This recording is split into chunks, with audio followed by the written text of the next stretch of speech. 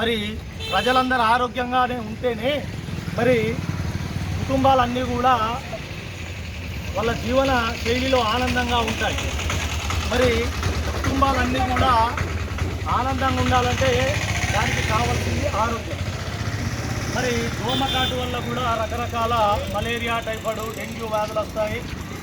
అది రాకుండా ఉండాలంటే దోమకాటు బారిన పడకుండా మనము ఇంటిని ఒంటిని శుభ్రంగా ఉంచుకున్నట్టే డ్రైనేజీలలో చెత్త దిగడం లేకుండా క్లీన్గా ఉంచుకోవాలి. కిటికీలకు వెంటిలేటర్లకు దోమజాలీలు బిగించుకోవాలి. కార్పెంటర్ చేసి లేదంటే కొంచెం నైపుణ్యం ఉంటే మనమే బెడ్ వేసుకోవచ్చు.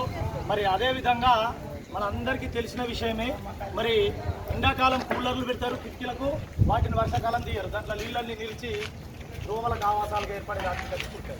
పాత టైర్లు, పాత గుడ్డాలు, స్లాబ్ల మీద స్లాబ్ల వెనక ఆ కళ్ళు సీసాలు, బీడి, విస్కీ, బ్రాండీ, కూలింగ్, కొబ్బరి బొండాలు కూడా ఎక్కడ పడితే అక్కడ ఇళ్లలో పడేస్తారు. అవి పడేయకుండా ఇంటి చుట్టుపక్కల అవి తీసుకుపోయి చెత్త కుప్పలలో పడేయాలి. ఇంటి ఆవరణలో పడేస్తే వర్షం నీరు నిలిచి దోమలకు ఆవాసాలుగా ఏర్పడేసి పుడతాయి. పుట్టినప్పుడు రకరకాల రోగాలు వస్తాయి. అప్పుడు హాస్పిటల్కి వెళ్తే బాగుంటుంది. కానీ చాలామంది ఏం చేస్తున్నారు, మహిమల పేరుతోని చాలామంది అన్ని కమ్యూనిటీలలో మోసం చేస్తున్నారు.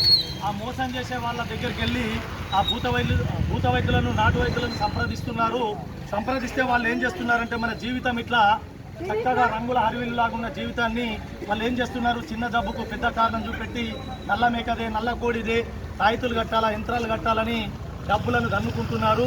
ఒకవేళ ఈ తాయితులు యంత్రాలు కట్టకపోతే, నల్ల మేక నల్ల కోడి లేకపోతే, మీరు 3,000 రూపాయలు ఇవ్వకపోతే ఈ దయ్యము మీ ఇంటి వాళ్ళందరికి బట్టి చనిపోతారు అనగానే భయపడి ఏం చేస్తున్నారంటే ఎన్ని పడితే అన్ని వాళ్ళ చేతులలో డబ్బులు పెట్టేస్తే ఏమైపోతున్నది, ఇట్లా రంగుల హరివిల్లులాగా ఉన్న కుటుంబాలు మరి బాబాల స్వాముల దగ్గరికి పోవడం వల్ల వాళ్ళ బ్రతుకులలో ఇట్లా చీకటి నిండి వాళ్ళందరూ కూడా మరి ఆరోగ్యంతో పాటు ప్రాణాలను కూడా కోల్పోతున్నారు. చివరి దశలో డాక్టర్లు కూడా ఏం చేయలేని పరిస్థితి. కాబట్టి దయచేసి మీరందరూ కూడా డబ్బులు చేస్తే డాక్టర్లు ఇచ్చేటటువంటి మెడిసిన్లు తీసుకోవాలి. చక్కగా వాళ్ళు ఇచ్చేటటువంటి వాళ్ళు ఏమంటారు డాక్టర్లు, టైంకు తినాలంటే ఏం తినాలా, మంచి పోషక ఆహారాలు తినాలా. ఉంటేనే మనకి ఏమైపోతుంది, ఆరోగ్యం మెరుగ్గా ఉంటుంది. మరి డాక్టర్లు ఎన్ని మెడిసిన్లు రాసిచ్చినా సమయంకు తినక అది ఏమైపోతుందంటే జబ్బు ఇంకా ఎక్కువయ్యే అవకాశం ఉంటుంది. కాబట్టి ఒక 50-100 రూపాయలు పెట్టి మార్కెట్లో కొట్టి 50-100 తీయండి సార్, ప్రజలకు అవగాహన కలిగిందాం. 500 చేయండి, ఇదే పైసలు ఏం భయంగా ఉంటుంది. చూపెట్టాలి. మరి ఒక 500 పడేస్తే చక్కటి ఫ్రూట్స్ వస్తాయి. అరటి పళ్ళు కానీ, అంగూర్లు కానీ, డ్రై ఫ్రూట్స్ కానీ ఒక 500 రూపాయలు ఇట్లా చూపెట్టండి అందరికి. ఒక 500 రూపాయలు ఇందులో వేయండి. ఒక 500 రూపాయలు పెట్టి మనం మార్కెట్లోకి పోతే చక్కటి డ్రై ఫ్రూట్స్ వస్తాయి. ఎలా అంటే ఇగో ఇలా డ్రై ఫ్రూట్స్. స్వామి సార్ ఇది తీయండి సార్, మీరు కూడా లక్ష్మణ్ సార్ తీసేయాలి, టేబుల్ మీద పెట్టి తీయండి, చెప్పండి అయ్యో అలా పెట్టేయండి. ఇట్లా బాదు, కాజు, కిస్మిస్ ఇలాంటి కొనుక్కొని తింటే అసలు హాస్పిటల్ కూడా అవసరం లేదు. చక్కగా తిన్నోళ్లకు హాస్పిటల్ కూడా అవసరం లేదు, డాక్టర్లే చెప్తారు. అవునా కదా అసలు?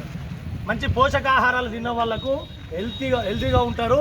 చాలామంది ఏం చేస్తారంటే కుటుంబంలో ఉన్నటువంటి పెద్దవాళ్ళు అదేది రోజు రాత్రి కాగానే ఒకళ్ళు నైట్ కొడతారు, ఒకళ్ళు కోటర్ కొడతారు, ఒకళ్ళు ఆపాటాలు కొడతారు. రోజుకు 100,000 ఖర్చు చేస్తారు. అదే ఒక 200-300 500 చక్కగా డ్రై ఫ్రూట్స్, కాజు, బాదం, కిస్మిస్, ఇంత అరటి పండ్లు, ఇంత సేపులు తీసుకుపోయి కుటుంబ సభ్యులకు ఇచ్చి వాళ్ళు కూడా తినచ్చు. అవే డబ్బులల్లో ఆల్కహాల్కి పెట్టే డబ్బులల్లో ఆల్కహాల్కి అన్ని డబ్బులు ఖర్చు చేస్తే ఏం ఫాయిదా వస్తాయి చెప్పండి.